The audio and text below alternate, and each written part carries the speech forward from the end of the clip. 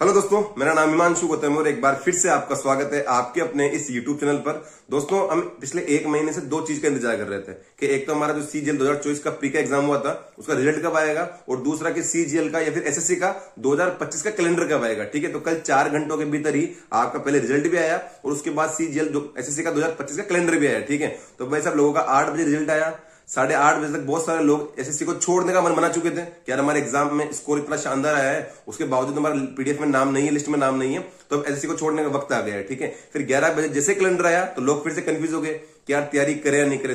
3 तरीके के लोग रखे इस टाइम पे, जिनका प्री निकल गया वो मेंस की तैयारी में जुट गए हैं, जिनका प्री नहीं निकला, स्कोर बहुत कम था, उन्होंने कहीं ना कहीं माइंडसेट बना लिया कि यार एसएससी हमारे लिए नहीं है, हम किसी और की तैयारी करेंगे। और कुछ लोग कंफ्यूज होकर बैठे हैं कि यार प्री तो भी नहीं निकला और 7 महीने बाद दोबारा से प्री होने वाला है, तो हम तैयारी करें या नहीं करें, इस फील्ड में रुके या नहीं रुके। ठीक है, तो बहुत सारी चीजें हैं।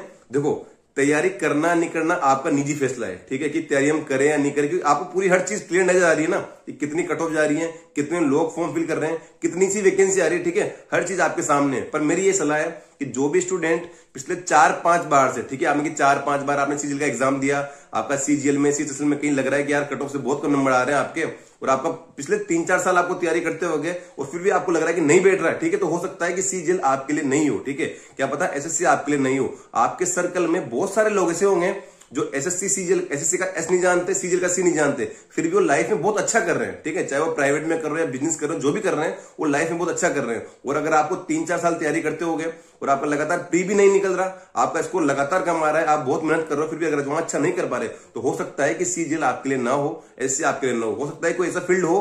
भाई मैं तो अपनी बताऊं ना कि मैंने बीटेक किया, बीटेक के बाद जो टेक्निकल वाले एग्जाम होते हैं, जो जेईएन वाला एग्जाम होता है, एईएन वाला एग्जाम होता है, गेट वाला एग्जाम होता है, ठीक है, 1 साल इनके चक्कर में पड़ा मैं, और 1-2 एग्जाम दिए, कट ऑफ से इतना कम स्कोर आया तो समझ में आ गया भाई साहब मैं टेक्निकल के लिए बना हुआ नहीं हूं।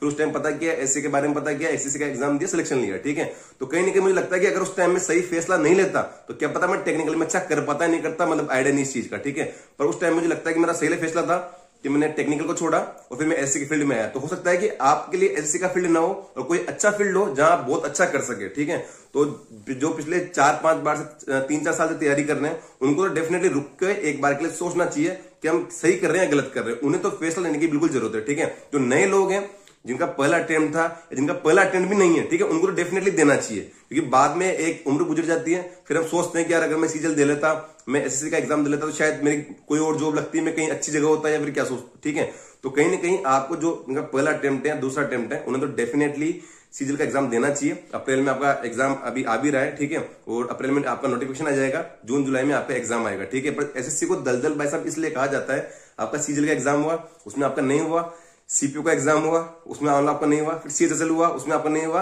और जब सीएचएसएल में आपका रिजल्ट आएगा, आप बाहर होंगे ना, उस टाइम फिर से सीजीएल का एग्जाम आ जाएगा। ठीक है, तो लूप चलता ही रहता है और आप कभी इससे बाहर नहीं निकल पाते। और भाई साहब लोगों को इतने साल लग जाते हैं ना, अपनी पूरी जिंदगी इसमें लगा देते हैं और फिर भी उन्हें लाइफ में सक्सेस नहीं मिलती। ठीक है, क्योंकि वो बहुत अलग चीज के लिए बने हुए थे, उन्हें कुछ और करना चाहिए था, सही समय पर सही फैसले करने चाहिए थे, पर वो नहीं कर पाए, वो एक ही एसएससी के पीछे भागते रहकर उन्होंने बहुत सारा समय उन्होंने अपना वेस्ट कर दिया। ठीक है, तो कहीं ना कहीं जिनको अटेम्प्ट ज्यादा हो गए, 3-4 अटेम्प्ट हो गए और फिर भी उन्हें लग रहा है कि यार मुझे नहीं मिल रहा कुछ, मतलब जो रिजल्ट मिलना चाहिए था मुझे वो नहीं मिल रहा, तो डेफिनेटली उन्हें रुक कर सोचने की जरूरत है। ऐसा नहीं कि यार अब वो एग्जाम हुआ, हम 7 बजे तो हम फेल हुए हैं, बाहर हुए हैं, और 11 बजे फिर से हमारा मूड होकर नया सीजीएल की तैयारी करते हैं। अगर आपका पहला या दूसरा अटेम्प्ट है, डेफिनेटली तैयारी करनी चाहिए। और जो लोग सीजीएल 2025 की तैयारी कर रहे हैं, ठीक है, उन्हें देखो स्ट्रेटेजी वगैरह के बारे में कुछ भी नहीं बता रहा अभी आपको।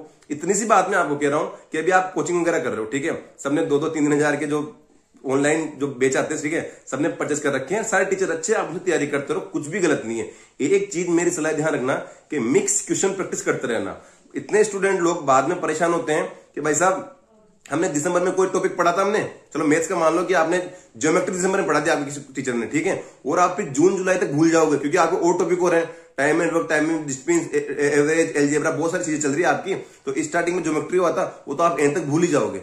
ठीक है, अगर आप मिक्स क्वेश्चन प्रैक्टिस नहीं करोगे, और ये मैथ्स के लिए नहीं है, रीजनिंग, इंग्लिश, जीके, सबके लिए मैं बात कर रहा हूं आपको कि आपका सिलेबस चाहे पूरा हो या नहीं हो, कुछ हो या नहीं हो, आपको मिक्स क्वेश्चन प्रैक्टिस आप करते हुए रहना, ताकि जो टॉपिक आपका आज से 2 महीने पहले भी हो रखा है ना, कम से कम उसके 2-4 क्वेश्चन तो आप आज की तारीख में लगाओ, उससे ताकि आपका वो फ्लो बना रहेगा और उस टॉपिक को आप भूलोगे नहीं। आपका कुछ गलत होगा तो आप सोल्यूशन देखोगे, अपने नोट्स में देखोगे तो आपको वो चीज याद रहेगी। ठीक है, किरण की प्रीवियस ईयर वाली बुक आती है, मैथ्स की, रीजनिंग की, इंग्लिश की, जीके की, जिनमें 15-15, 20-20 हजार हिंदी इंग्लिश दोनों में आती है, जिनमें 15-15, 20-20 हजार प्रीवियस ईयर क्वेश्चन होते हैं। ठीक है, ओनली आपके एसएससी के, चाहे वो सीजीएल हो, चाहे सीएचएसएल हो, सीपीओ हो, जीडी, एमटीएस, इनके जो पिछले 5 सालों के तो पूरे होते हैं, उसके पहले के इनके जो इंपोर्टेंट क्वेश्चन होते हैं वो इसमें होते हैं। ठीक है, तो इनसे आप मिक्स प्रैक्टिस करते रहो। ठीक है, आपका मान लो कोई सा भी टॉपिक चल रहा है, आज आपका भी मैथ्स में मान लो कि टाइम स्पीड डिस्टेंस चल रहा है, पर आपका 3 महीने पहले एलजेब्रा पूरा हो गया था, तो उस बुक से आप कम से कम एलजेब्रा के 5 साल तो पर डे लगाओ, जिससे आप एलजेब्रा भूलो नहीं और आपका फ्लो बना रहे हैं। अधिकतर स्टूडेंट ये चीज फेस करते हैं जब आप जैसे मान लो भी कोचिंग कर रहे हो,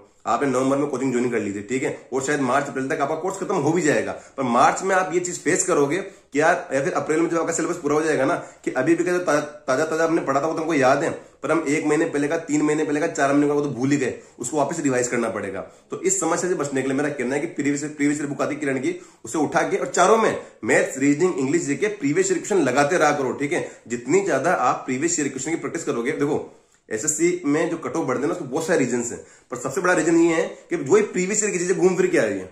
जो प्रीवियस ईयर में आता है ना, वही बार बार उठ के आ रहा है, ना कोई बदलाव हो रहा है, ना कुछ हो रहा है। इसकी वजह से सब चीजें स्टूडेंट ने रटी पड़ी है और उनके स्कोर अच्छा जाता है। ठीक है, जो नए स्टूडेंट है उनको ये बात बता रहा हूं कि प्रीवियस ईयर सबसे बड़ा सोर्स है एसएससी की तैयारी करने का, कि पहली प्राथमिकता प्रीवियस ईयर को दे, चाहे आपका इंग्लिश हो, चाहे मैथ्स हो, चाहे रीजनिंग हो, चाहे जीके हो। ठीक है, तो सलाह ये जो नए स्टूडेंट है तैयारी करने आए कि मिक्स क्वेश्चन प्रैक्टिस आप करते रहना। ठीक है, और बात रही कट ऑफ की, कि ये वाला चल रहा है कि कट ऑफ खतरनाक गई है, और इतनी कट ऑफ, देखो सही बात भी है, पिछली बार 150 कट ऑफ गई थी और 70,000 के आसपास लोग पास हुए थे, और इस बार कट ऑफ 153, 3 नंबर बढ़ी है और 90,000 ज्यादा लोग पास किए। ठीक है, बहुत अलग ही चीज होगी, 140-45 से ज्यादा कोई सोच भी नहीं रहा था कि इतनी कट ऑफ जा सकती है, और बहुत सारे रीजन होते हैं भाई साहब। ठीक है, सबसे बड़ा रीजन तो भाई साहब कि आपकी मान लो 36 शिफ्ट में एग्जाम हुआ, तो सबसे इजी वाली शिफ्ट और सबसे हार्ड वाली शिफ्ट, इनमें जब जो एवरेज मार्क्स होते हैं, इनका डिफरेंस जब बहुत ज्यादा होता है ना, तो उस टाइम तो अलग ही चीज होती है नॉर्मलाइजेशन में। सीजीएल 2019 के मेंस में भी यही चीज हुई थी कि 3 शिफ्ट में आपका मेंस एग्जाम हुआ था, 2 शिफ्ट की मैथ्स तो अच्छी थी, ठीक है, और 1 शिफ्ट की मैथ्स बहुत इजी आ गई थी। तो उस टाइम ये हुआ था कि सीजीएल 2019 का रिजल्ट आया था ना,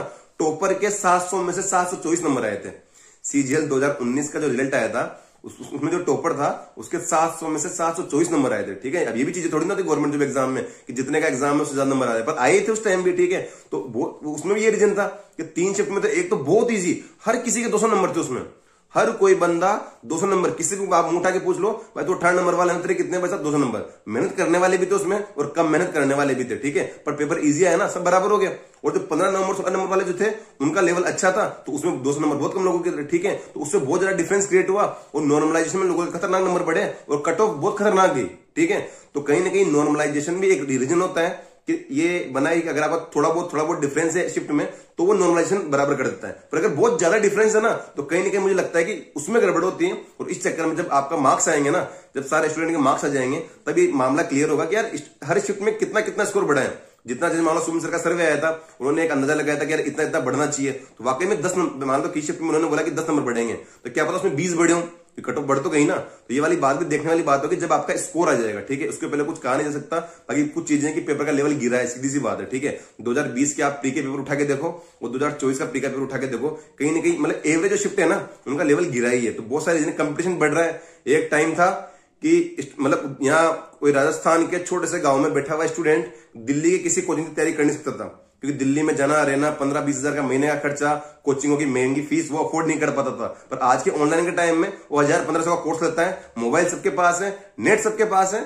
आराम से राजस्थान के किसी छोटे से गांव में बैठा हुआ स्टूडेंट भी दिल्ली में किसी अच्छे कोचिंग से, जो टॉप कोचिंग है, वहां कोई सबसे बड़ा टीचर होगा, उससे ऑनलाइन पढ़ रहा है बैठ के। ठीक है, तो कहीं ना कहीं शिक्षा का प्रसार भी हुआ है, इस वजह से कंपटीशन खतरनाक बढ़ा है। ठीक है, छोटी छोटी जगह के लोग हैं वो सीजल दे रहे हैं, एग्जाम दे रहे हैं, और सीजल का भी ये है ना कि लोग देने लगे हैं, फॉर्म 30-30, 40-40 लाख आने लगे हैं। तो बहुत सारे रीजन है, पर जो मेन बड़ा रीजन होगा वो जब मार्क्स आएंगे आप लोगों के, उसके बाद अच्छे से क्लियर होगा कि यार क्या कारण रहा इससे इसकी कट ऑफ बढ़ी। ठीक है, बाकी एसएससी की तैयारी करना नहीं करना वो आपका निजी फैसला है। अपने आप को झांको कि यार मैं कितनी तैयारी कर सकता हूँ, मेरी इकोनॉमिक कंडीशन क्या है और कहां तक मैं तैयारी को अफोर्ड कर सकता हूँ। बहुत सारे लोग हैं घर वालों से पैसे आ रहे हैं, लगाए जा रहे हैं, कोई मतलब नहीं, कोई रिजल्ट नहीं आ रहा और बस बैठे हुए हैं। ठीक है, तो वो खुद एक बार आत्मचिंतन आपको करना पड़ेगा। और भाई मैं खुद कह रहा हूं इस बात को कि आप एक बार के लिए अपने सर्कल में अपने चाचा मामा पड़ोसी कोई भैया उनको उठा के उनको देखोगे ना आप, तो आपको समझ में आएगा कि उनको एससी का एस नहीं पता, सीजल का सी नहीं पता, फिर भी वो लाइफ में बहुत अच्छा कर रहे हैं। ठीक है, तो क्या पता आप सीजल के लिए नहीं बने हो और आप किसी और फील्ड के लिए बने हो और वहां डेफिनेटली आप बहुत अच्छा कर जाओ। ठीक है,